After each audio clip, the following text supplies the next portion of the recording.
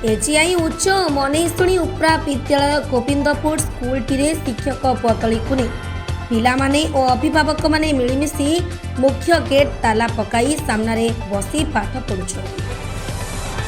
मिंझारपुर शिक्षा अधिकारी बीओं को कहला सत्वे भी यार कौनसी समाधान मिल पारु नाही। सरकार शिक्षा प्रति कड़ा नजर देउथिबा बेले ब्लॉक स्तर में बीओं मनमानी जो शिक्षा अवस्था भुशुड़ा बसला जहाँ ग्रामवासी अभियोग एक जो शिक्षक देइछंती से दरखास्त खंडे लिखा कष्ट से पिला कौन पाठ पढ़ाई।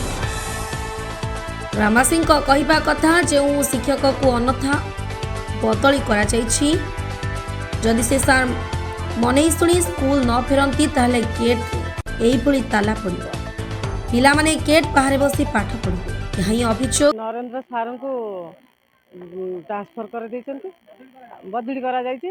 आउ हमर पिला मानकर 2 मास अछि परीक्षा आउ कोन आमे से जो गेट ताला पके देइछि। एने अभियोग करछंती ए जो बीओ पाखर अभियोग करछन बीओ कहले जे 7 दिन भीतर आमे फैसला कर तले बर्तन सुधा अपन मन ताला पके गेट खोलु ना दी कौन करा जो परवर्ती आम जेपर्यंत बीओ आसी आम समाधान न करते आम अनिर्दिष्ट काल आम ताला पकई स्कूल आगे आमर नरेंद्र सार को आम ये पोस्टिंग करेंगे।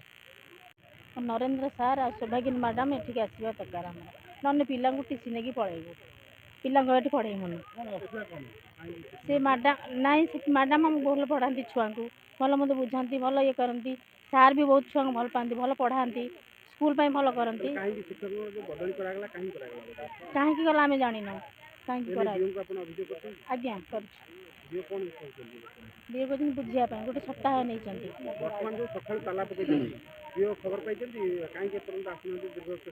आम जान खबर पाई। मिंझारपुर विजय कुमार पारिक रिपोर्ट खबर।